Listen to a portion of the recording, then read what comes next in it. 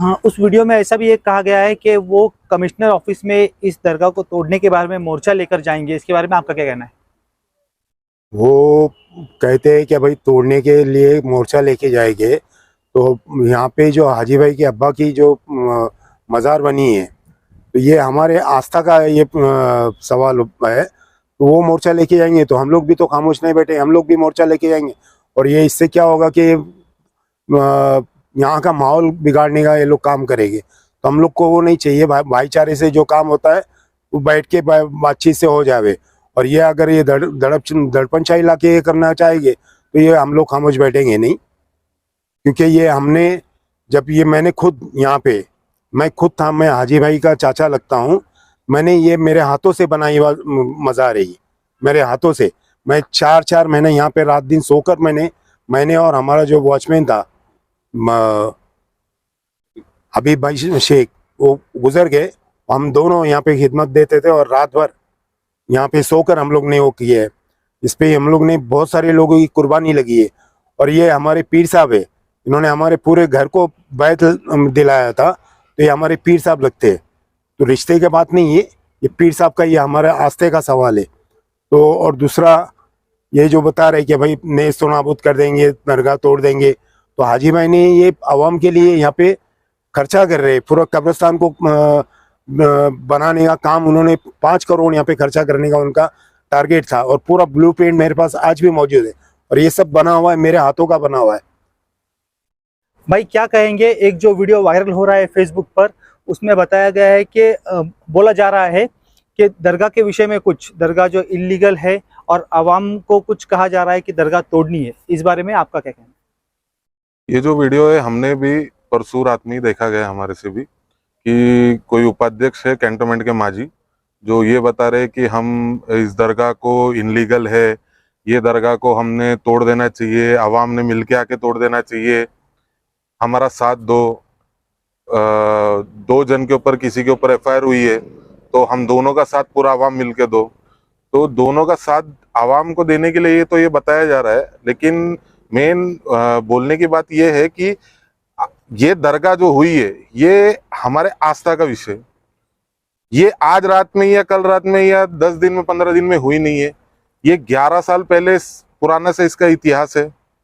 और जिनके वालिद की ये दरगाह है वो इस चीज को दरगाह के हिसाब से देखते ही नहीं है। ये तो वो ये सोचते हैं कि ये मेरे पिताजी का घर है, कि हर शनिवार रविवार अपना आना, यहाँ अब्बा के साथ बैठना, अपना टाइम बिताना, उनसे बातें करना, अपना ये सब करके संडे के दिन में अपना शाम को आराम से चले जाना। लेकिन अभी कुछ लोगों ने इसको पॉलिटिकल व्यू बना दिया। जो 2 जन के ऊपर, जिनके ऊपर एफआईआर है, उनमें से एक जो थे सुपरिटेंडेंट साहब, उनका तो ऐसा था कि आज तो वो उस साइड में जाके बोल रहे हैं ये दरगाह गलत है, ये है वो है। लेकिन 11 साल पुरानी मेरे पास में बहुत सी इनके फोटोज हैं, वीडियोज है, जो खुद ही या दरगाह पे आते थे, खुद ही सलाह मशवरा बातचीत, कैसे बनाना है, क्या करना है, कौन सा मार्बल लगेगा, क्या लगेगा, अपने को ये सब बनवा के लेना है, दरगाह के रोड ऐसी होनी चाहिए, लाइटें ऐसी होनी चाहिए, ये कब्रस्तान है, ये कब्रस्तान जो है ये आज रात को हुआ नहीं, पहले से कब्रस्तान था।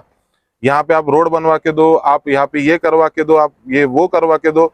ये उस टाइम से सिलसिला चलता रहा। और हाजी अरफात शेख साहब का अपने फादर के साथ इतना अटैचमेंट है कि उन्होंने ये सब चीज की कभी कोई चीज की परवाह नहीं की, कि जो मेरे समाज को चाहिए, जो मेरे आवाम को चाहिए वो देते जाओ, इस जरिए से मैं मेरे कौम की कैसे मदद कर सकता वो करते गए। आज इनको अचानक से इनके जब काम वगैरह ये वो सब पर्सनल इनके ये सब चीजें बंद हुई, पानी के ठेके बंद हुए, बाकी दुबई के काम इनके बंद हुए, तो अचानक से आज इन्होंने दरगाह को मुद्दा बना दिया। जब इन्होंने दरगाह को मुद्दा बना दिया, इनको आवाम जब 40 साल का 50 साल का हिसाब पूछने आती जामा मस्जिद का, तो ये दरगाह की तरफ उनको भटका देते कि दरगाह देखो ऐसी हो गई, हाजी अरफात ये कर रहा, हाजी अरफात वो कर रहा। यहाँ पे कभी भी आज सलामती पीर साहब के हजारों में नहीं लाखों में फॉलोअर्स है, लेकिन कोई किसी को जबरदस्ती यहाँ लाया नहीं जाता है कि भाई जबरदस्त, कोई इसमें चंदे का धंधा नहीं है कि भाई तुम ये पैसा भेज दो, तुम वो पैसा भेज दो, दरगाह का ये करना है करना नहीं। जो भी है वो अपने तरफ से खुशी से हाजी अरफात शेख साहब अपनी ट्रस्ट से करते हैं। कि अच्छा सिर्फ ये दरगाह का यही नहीं, जैसे कि आज रमजान में हो बेवाओं को उनका किट पहुंचाना हो, कोरोना में ट्रक भर भर के राशन पहुंचाना हो, हर चीज जो गुप्त तरीके से की जाती। जैसे आज मैं खुद एक सिख समाज से बिलोंग करता हूं और मैं गए 7 से 8 सालों से इस जगह से जुड़ा हूं। सलामती पीर साहब की दरगाह पे आता हूँ, ये बैठते हैं, कुछ दो भी दुआएं सब यहाँ जल्दी से जल्दी मेरी कबूल होती, तो हम लोग आस्था के विषय से हम लोग यहाँ आ जाते हैं। लेकिन उन 7-8 सालों में ये पर्सनली मैंने खुद ने देखा गया है कि ये वायर का बंडल पूरा लाना है, इसके 5 लाख का ये बिल है, 10 लाख का वो बिल है, भाई ये देख लो, भाई वो देख लो।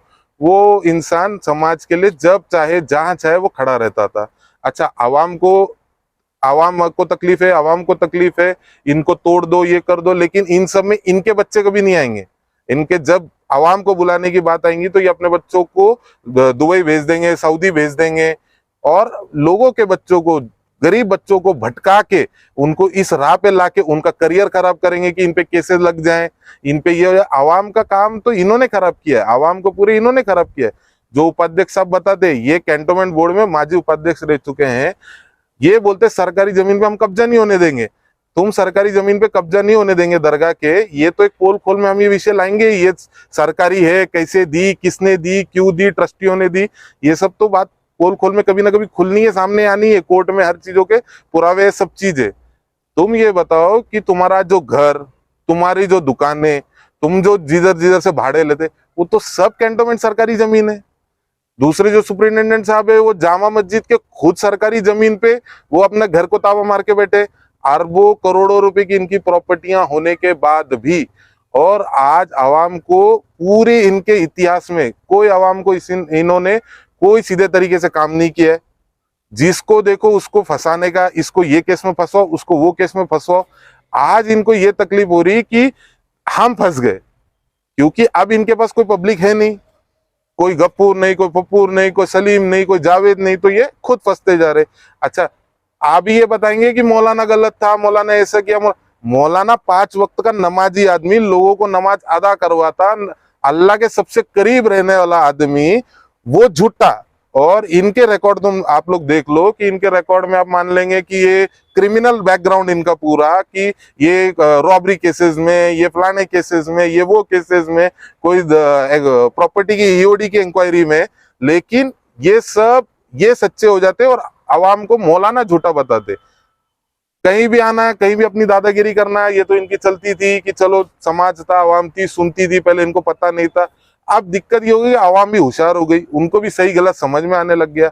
अच्छा सही गलत समझ में आने लग गया, हाजी अरफात शेख की वजह से नहीं समझ में आ रहा, ये तो आवाम को खुद दिख गया ना कौन सही है और कौन गलत है।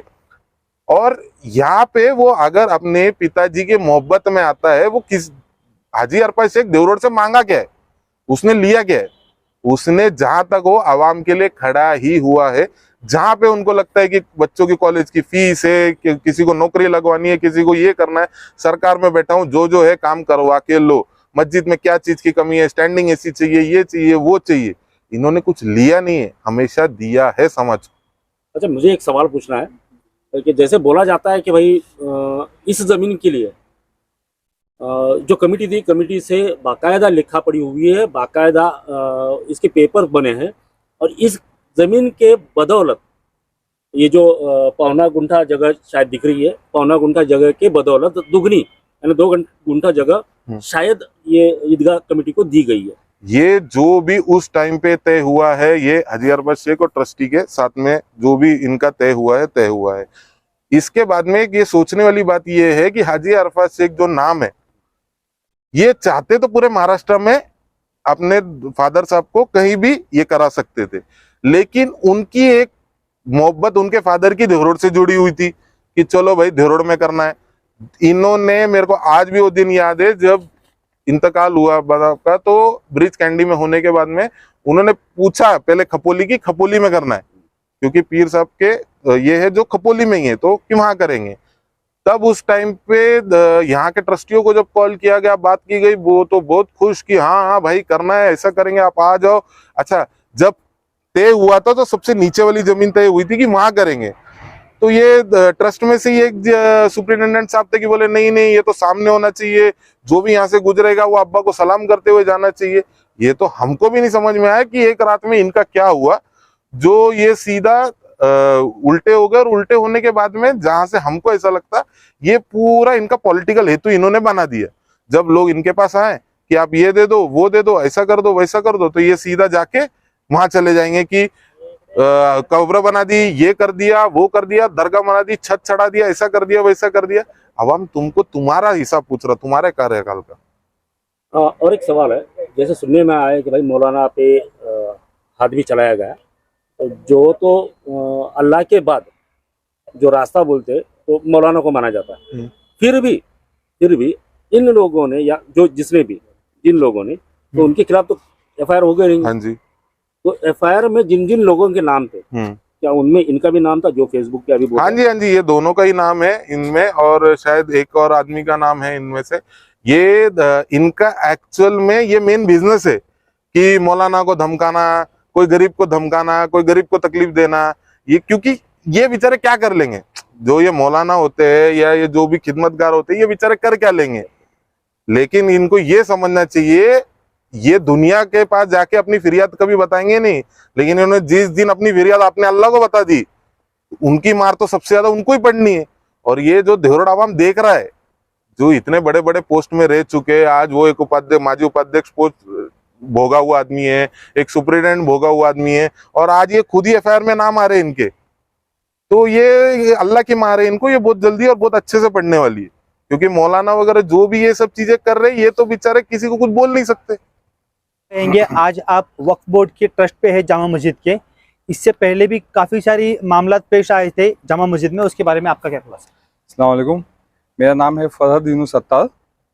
मैं यहाँ पे जामा मस्जिद में एडॉक कमेटी जो वक्फ बोर्ड की तरफ से नियुक्त की गई है उसमें से एक सदस्य हूँ।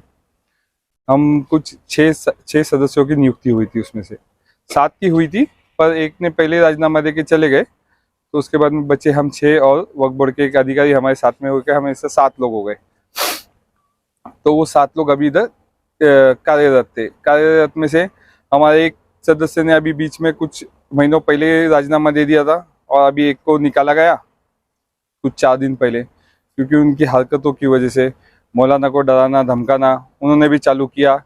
जो जिस वजह से पहले की कमेटी बर्खास्त हुई, यही जो किस्सा करते थे कि पहले जो मौलाना रहते थे उनको, जैसा हमारे दोस्त ने बताया कि वो सुपरिटेंडेंट साहब जो अपनी हुक्मशाही चलाते थे उधर मस्जिद में, उनकी सत्ता उधर चली जाने की वजह से आज वो लोग बौखला गए। और उन लोगों की सत्ता जाने का कारण वही जो मौलाना, जो उलेमा, जो उस मस्जिद में लोगों को नमाज पढ़ाते थे, हक ईमान से पढ़ाते थे, आज उन लोगों को जो उन लोगों ने गालियाँ दम दाटे करके जो निकाला, आज उसका सिला उनको मिला है। और उन सब का सिला पूरा करने के लिए आज हमारे ईदगाह मस्जिद के मौलाना उनके खिलाफ खड़े, कि पहली बार किसी ने हिम्मत किया और बोला और कोर्ट तक पहुंच गया, तो उस चीज़ की हम सराहना करते हैं। तो आपने जो बताया डराते धमकाते थे, तो उसके पीछे कुछ वजह होगी, क्या वजह रहती? कि ये लोग जो उलेमा है हमारे इसके, वो लोग इस्लाम के हिसाब से चलते, शरीयत के हिसाब से चलते। उन लोग जो फैसले देते हैं वो उन लोग जो शरीयत जो बोलता है वही फैसले देते, और इनको चाहिए जो इनको मानने वाले हैं, इनके हिसाब से फैसले देंगे, वही लोग इन लोगों को चाहिए। अब ये लोग वैसा नहीं करते, तो उन लोग क्या करते, उनको डराते धमकाते, गालियाँ देते, उनके नल काट देते और फिर उनको भगा देते। सुने मतलब आपकी कमेटी की सुने या जो बदनाम है उनकी सुने?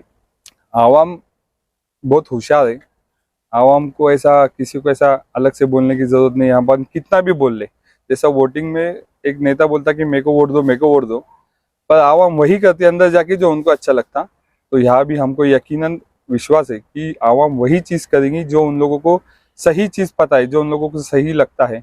उन लोगों को लगे बाकी के लोग कोई कुछ बोले उसमें कि आज ये यहाँ पे जबरदस्ती ताबा मारे, मतलब बाहर जाते इन लोग कुछ भी बताते किसी को भी, पर एक्चुअल में इनका बैकग्राउंड किसी को मालूम नहीं है कि ये लोग ने जगह दिए, देने वाले ये, करने वाले सब ये, पहले सलामी ठोकने वाले लोग ये इधर आके, और जब इनके काम नहीं बने तो विरोध करने वाले भी यही।